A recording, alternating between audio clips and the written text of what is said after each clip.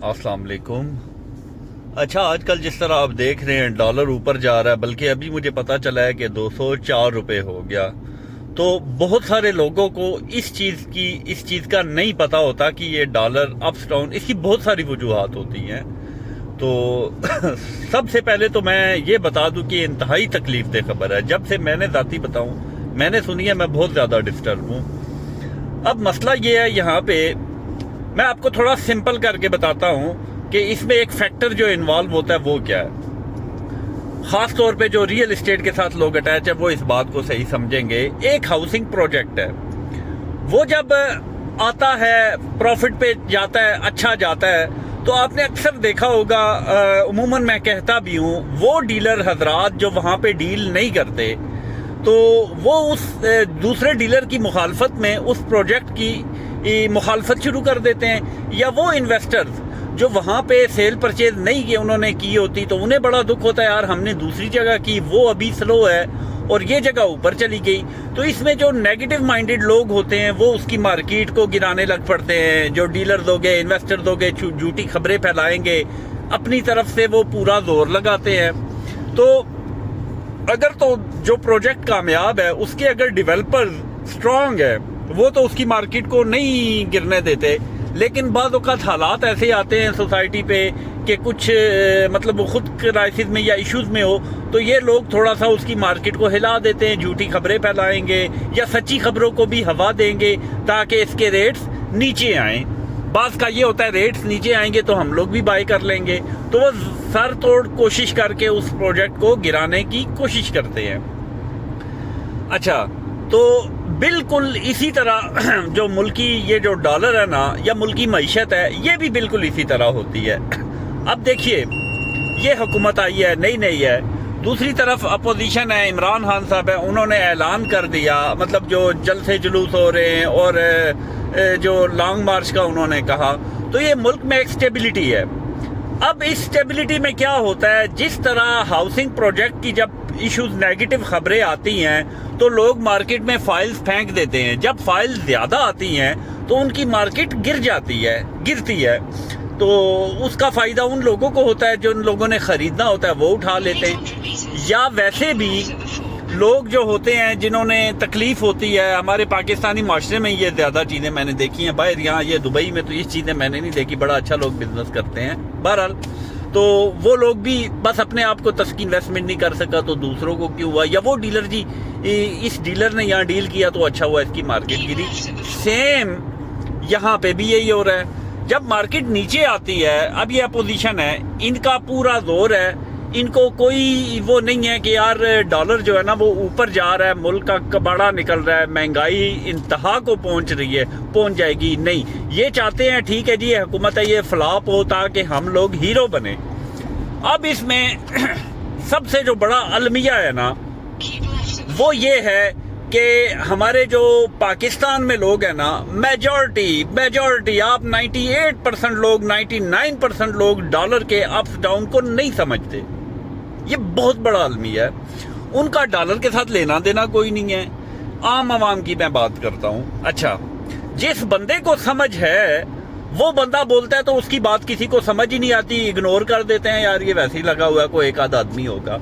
اب دوسری طرف آتے ہیں اوورسیز پاکستانیز، ان کا میں بتاتا ہوں کیا ہے، جن میں میں خود بھی ہوں۔ اچھا، یہ کیا کرتے ہیں، ان کی سیلری ہوتی ہے ڈالر میں، درہم میں، ٹھیک ہے۔ اب اس سے پہلے میں ایک مثال آسانی کے لیے سمجھا دیتا ہوں۔ اللہ تعالیٰ نے عورت کو ایک کرم کیا، ایک صفت دی، ایک اس پہ بہت بڑا کرم ہے کہ وہ ماں بنتی ہے۔ اچھا، جب وہ ماں بنتی ہے تو اس کے خامد کو یا باقی جو بھی ہوتے ہیں اس کے جو والد ہو گئے یا جو بھی اس کے متعلقہ لوگ ہوتے ہیں انہیں سب مبارک دیتے ہیں، خوشیاں منائی جاتی ہیں۔ کبھی کسی انسان نے ایک منٹ کے لیے بھی یہ نہیں سوچا کہ جس پروسیس کے تحت یہ عورت ماں بنی ہے وہ انتہائی تکلیف دہ ہے، اور اس عورت نے کتنی تکلیف کے بعد یہ سب کیا، اور یہ بہت بڑی تکلیف میں رہی ہے۔ یہ کوئی نہیں سوچتا، ہر بندہ خوش ہوتا ہے بیٹے کی اللہ نے رحمت دی، اللہ نے نعمت دی، اس طرح کی مبارک دی جاتی ہے۔ لیکن جو پروسیس ہے نا اس کو کوئی محسوس نہیں کرتا۔ کیوں نہیں کرتا؟ کیونکہ جس کو لگتی ہے وہی جانتا ہے، جو تکلیف کاٹتا ہے اسے ہی پتا ہوتا ہے کہ اس کی شدت کتنی تھی۔ وہ جس طرح نا جنیاں تن میرے لگیاں تنو ایک لگے تے تو جانے، تو جس کو جو تکلیف سے گزرتا ہے اسے ہی پتا ہوتا ہے کہ میرے ساتھ کیا ہوا ہے، میں نے کتنی۔ باقی لوگ احساس نہیں کرتے کیونکہ انہیں لگی نہیں ہے۔ اوورسیز پاکستانیز کا کیا ہے؟ فار ایگزامپل ڈالر ابھی تھا میں مثال کے لیے دے رہا ہوں 183 روپے، جس بندے کی تنخواہ $1,00,000 ہے، $1,000 ہے، میں آسان کر کے سمجھاتا ہوں، $1,000 ہے، اس کی تنخواہ تھی 1,83,000 روپے۔ 1,000 درہم جس کی تنخواہ تھی اس کی آپ کہہ لے کہ جی میں مثال دے رہا ہوں کہ اس کی اگر تنخواہ تھی 48,000 روپے، اب جب ڈالر اوپر گیا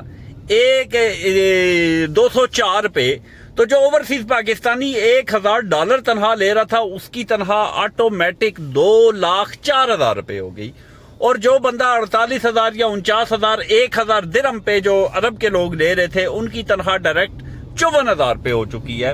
تو انہیں ڈالر کے اپس ڈاؤن کا انہیں کوئی نقصان نہیں ہے، فائدہ بھی نہیں ہے، بالکل فائدہ نہیں ہے۔ اگر کوئی اوورسیز یہ سمجھتا ہے نا، کسی کے مائنڈ میں ہے کہ اوپر گیا ہمارا فائدہ، بالکل فائدہ نہیں ہوتا۔ خاص طور پہ جو پاکستان میں جن لوگوں کا سب کنیکشن ہے ان کو بالکل نہیں ہوتا، اور جو باہر ہے انہیں بھی نہیں ہوتا، کیونکہ ان کا سارا معاملات کرنسی میں ہے، درہم ڈالر میں ہے۔ تو اب جب ان لوگوں کا ڈالر اوپر چلا گیا تو ان لوگوں کو نقصان کوئی نہیں ہوا۔ نقصان کیسے ہوگا؟ پہلے تنخواہ تھی ایک بندے کی $1,000 پہ، $1,83,000 اوپر گیا، اس کی تنخواہ 2,04,000 ہوئی۔ درہم 48,000 روپے تنخواہ تھی 1,000 درہم پہ، ابھی 54,000 روپے اس کی تنخواہ پہنچ گئی ہے، اس کو تو کوئی نقصان نہیں ہوا۔ لہذا ہم وہ کہے گا جی ڈالر اوپر جب ملک کا یہ ہو گیا، لیکن وہ شدت وہ کبھی محسوس نہیں کر سکتا کیونکہ اس نے وہ تکلیف نہیں کاٹی۔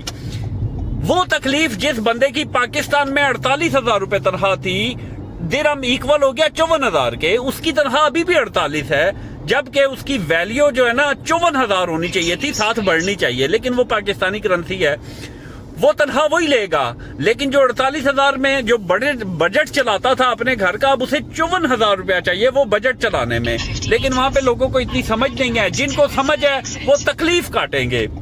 تو اوورسیز کا یہ مسئلہ، اس لیے اوورسیز ہلکا دکھ کر سکتے ہیں، لیکن انہیں جب تک لگے گی نہیں انہیں بھی سمجھ نہیں آئے گی۔